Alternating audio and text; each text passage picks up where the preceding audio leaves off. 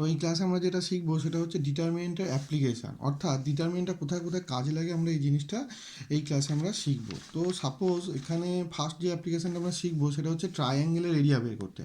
আমরা ট্রায়াঙ্গেলের এরিয়া আগে অনেকভাবেই বের করতে শিখেছি, কিন্তু এখানে আমরা আবার একবার শিখবো একটু অন্যভাবে। অর্থাৎ সাপোজ একটা ট্রায়াঙ্গেলের ক্ষেত্রে তিনটে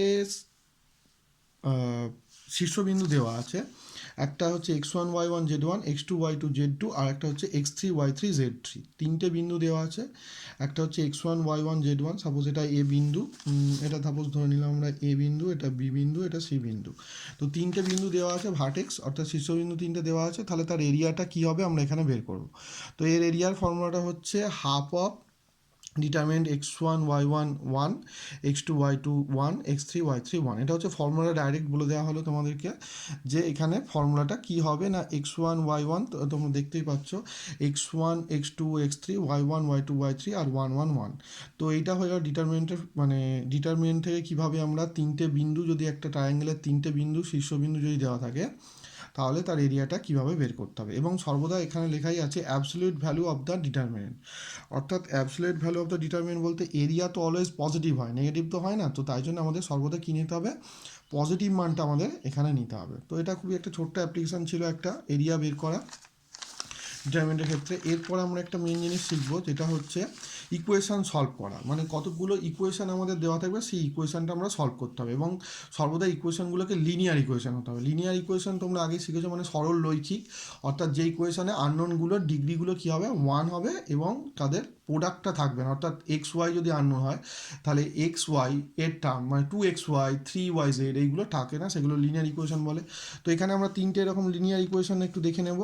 a1x plus b1y plus c1z equals to d1, a2x plus b2y plus c2z equals to d2, a3x plus b3y plus c3z equals to d3। তিনটে ইকুয়েশান দেওয়া আছে।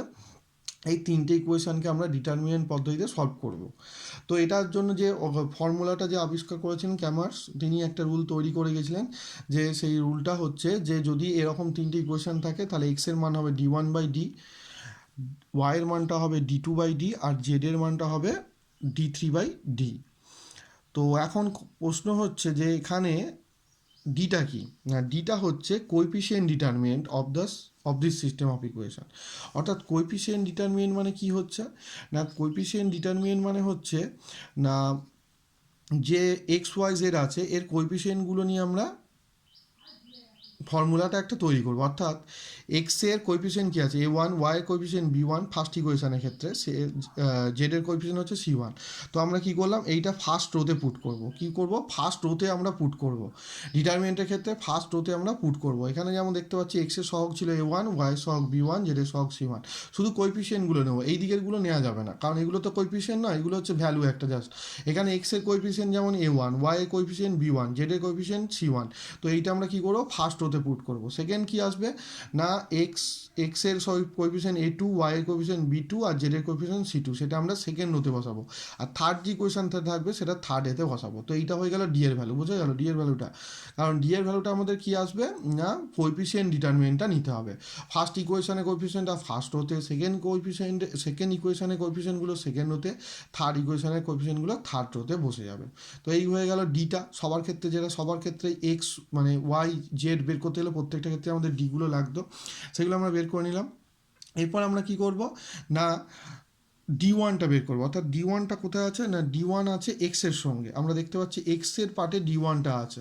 তো এই d1টা কোথায় যাবে, তাহলে এক্সের সহগগুলো আমরা দেখবো এখানে কি ছিল না, কোএফিসিয়েন্ট ডিটারমিনেন্টের ক্ষেত্রে দেখতে পাচ্ছি এক্সের সহগটা ছিল কি ছিল না, a1 a2 আর a3। তো আমরা কি করব, এই a1 a2 a3কে এক্সের জায়গায় আমরা কি বসাবো, d1 d2 d3 দিয়ে রিপ্লেস করব। কি করব, এখানে যে এলিমেন্টটা থাকবে d1 d2 d3 দিয়ে আমরা এখানে রিপ্লেস করে দেবো, বুঝে গেল। তো এখানে তিনটে মানের ক্ষেত্রে d1 d2 d3, আর বাদ বাকি যেগুলো থাকবে মানে সেই কোএফিসিয়েন্টগুলো আমরা একই রাখবো। অর্থাৎ ওয়াই কোএফিসিয়েন্টগুলো আর জেডের কোএফিসিয়েন্টগুলো একই থাকবে, ওগুলো কিন্তু আনচেঞ্জ থাকবে। শুধুমাত্র ডি ওয়ান বের করছি মানে সেটা কোথায় আছে, এক্সে, তাহলে এক্সের সহগটা রিপ্লেস হবে। এরপর আসছি ডি টুতে, ডি টুটা কী হবে না, ডি টুটা হচ্ছে কার সহগ, মানে কার এতে ছিল, ওয়াইটাকে সমাধান করতে গিয়ে আমাদের কাজে লাগতো। তাহলে এখানে কী হবে, শুধুমাত্র ওয়াইয়ের জায়গাটা চেঞ্জ হয়ে যাবে, ওয়াইয়ের জায়গাটা মানে B one B two B থ্রিটাকে আমরা রিপ্লেস করবো ঠিক একইভাবে D one D two D three দেওয়া। বাদ বাকিগুলো কিন্তু একই আছে, মানে এ ওয়ান এ টু মানে এক্সের এবং ওয়াইয়ের সহগগুলো কিন্তু একই আছে, চেঞ্জ হবে না, শুধুমাত্র ওয়াইয়েরটা। ডি থ্রিটা ঠিক একইভাবে আমরা ডি থ্রির দিকে যদি দেখি, তাহলে ডি থ্রির দিকে যদি আসা যায়, তাহলে A one A two A three এবং B one B two B three, D থ্রিটা কোথায় ছিল, ডি থ্রি ছিল জেড, তাহলে শুধুমাত্র জেডের ক্ষেত্রেই এটা চেঞ্জ করব, D one D two D থ্রিটা, মানে C one C two C থ্রির জায়গায় D one D two D three চলে আসবে। তো এই হয়ে গেল প্রবলেমগুলো। এবার এইগুলো D one D two D three জেনে গেলাম, এবার ডিটারমিনেন্ট আকারে ডি ওয়ানটা সলভ করবো, ডি টুটা সলভ করবো, মানে যেই চারটে ডিটারমিনেন্টের ভ্যালু বের করে এখানে পুট করে দেবো, আর তারপরে ক্যালকুলেশন করে দেবো যেটা হবে। সাপোজ এখানে আমরা যেমন দেখতে চাই, একটা এক্সাম্পল দেখলে খুব সহজেই বোঝা যাবে। যেমন এখানে তিনটে একটা আমরা ইকুয়েশন নিয়েছি, x plus two z equals to nine, আর two y plus z equals to eight, আর four x minus three y equals to minus two. তাহলে এখানে আননোন সংখ্যা কতগুলো আছে, এক্স জেড ওয়াই জেড আবার এক্স জেড, অর্থাৎ তিনটে আননোন আছে এক্স ওয়াই জেড, এই তিনটে আননোনকে আমাদেরকে সলভ করতে হবে। তো দেখা যাক, একটু আমরা সাজিয়ে নিই। এই সাজানোটা এইভাবে না সাজালেও হবে, ডাইরেক্ট যারা বুঝতে পারবে তারা ডাইরেক্ট করলেও হবে। তো আমরা একটু সাজিয়ে নিচ্ছি। এখানে ওয়াই নেই, তার মানে ওয়াই এর কোএফিসিয়েন্টটা কী আসছে, অবশ্যই এখানে জিরো আছে। সেকেন্ড ইকুয়েশনে যেমন এক্স নেই, এক্সের সহগটা আমাদের কী আছে, জিরো আছে এখানে।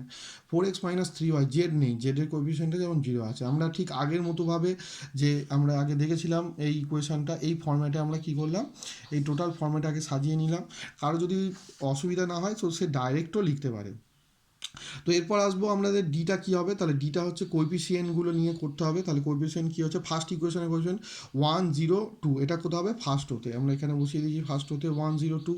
তারপরে সেকেন্ডটায় কী আছে, জিরো টু ওয়ান, তাহলে সেকেন্ডেরটা হবে জিরো টু ওয়ান। তারপরে কী হবে, four minus three zero, four minus three zero, এটা হয়ে গেল ডি। এবার আসছি ডি ওয়ান, ডি ওয়ান মানে কী হবে, ডি ওয়ান হচ্ছে এক্সের ক্ষেত্রে সলভ করার জন্য লাগতো, এই যে এখানে লেখা আছে এক্সের ক্ষেত্রে, তাহলে ডি ওয়ান বাই ডি মানে এক্সটাকে সলভ করার জন্য ডি ওয়ানটা লেগেছিল। তো সেখানে আমরা কী করব, ডি ওয়ানটা তাহলে কী দিয়ে রিপ্লেস করব না, ডি ওয়ান যেটা রিপ্লেস হবে সেটা হচ্ছে এই টার্মগুলো দিয়ে, অর্থাৎ নাইন এইট মাইনাস টু, অর্থাৎ নাইন এইট মাইনাস টু দিয়ে ডি এর ক্ষেত্রে যেগুলো এক্সের সহগ ছিল সেটাকে বাদ দিয়ে, মানে ওয়ান জিরো ফোরের জায়গায় আমরা কত লিখবো, নাইন এইট মাইনাস টু। বাদ বাকিগুলো কিন্তু যেমন zero two minus three, zero two minus three, বাকি কলামগুলো কিন্তু সেম আছে। অর্থাৎ এখানে আমরা একটু যদি দেখে নিই আরেকবার, যে এখানে যে সিস্টেম অফ ইকুয়েশনটা ছিল সেখানে আমরা এক্সের সহগগুলো কলাম বরাবর, ওয়াইয়ের সহগগুলো কলাম বরাবর, জেডের সহগগুলো কলাম বরাবর এবং ইকুয়েশনের সহগগুলো আমরা রো বরাবর বসিয়েছিলাম। তো এখানে আমরা দেখতে পাচ্ছি যে নাইন এইট মাইনাস টু, এটাকে আমরা কী বরাবর রিপ্লেস করে দিলাম, এক্স বরাবর, এক্সের সহগ বরাবর। তারপরে আবার কী করবো, ডি টুতে কী করবো, আমরা ডি টুতে ওয়াই বরাবর রিপ্লেস করে দেবো, নাইন এইট মাইনাস টু, বাদ বাকিগুলো সেম থাকবে। আর ডি থ্রিতে আমরা জেড বরাবর, মানে ওয়ান জিরো ফোর যেমন আছে, এক্স আর ওয়াইয়েরগুলো একই থাকবে, এখানে মানটা বসিয়ে দেবো। তো এরপরে আমরা ডিটাকে সলভ করেছি, এখানে শুধুমাত্র ডি এর মানটা যেমন আমরা ডিটারমিনেন্ট আকারে ওয়ান ইন্টু এটা মাইনাস এটা ইন্টু এটা, তারপর একটা জিরো ছিল বলে ওটা বাদ চলে গেছে, তারপর টু ইন্টু যেভাবে ডিটারমিনেন্ট সলভ করা সেখানে মানটা বের করেছি মাইনাস থার্টিন। ঠিক একইভাবে D one D two D থ্রিগুলো বের করে আমরা এই ফর্মুলায় বসিয়ে দিলেই আমরা কী পাবো না, এক্স ওয়াই জেডের মানটা পেয়ে যাব। তো এই গেল মোটামুটি অ্যাপ্লিকেশানগুলো, এই পর্যন্ত থাকলো। এখানে দুটো অ্যাপ্লিকেশান আমরা শিখে নিলাম।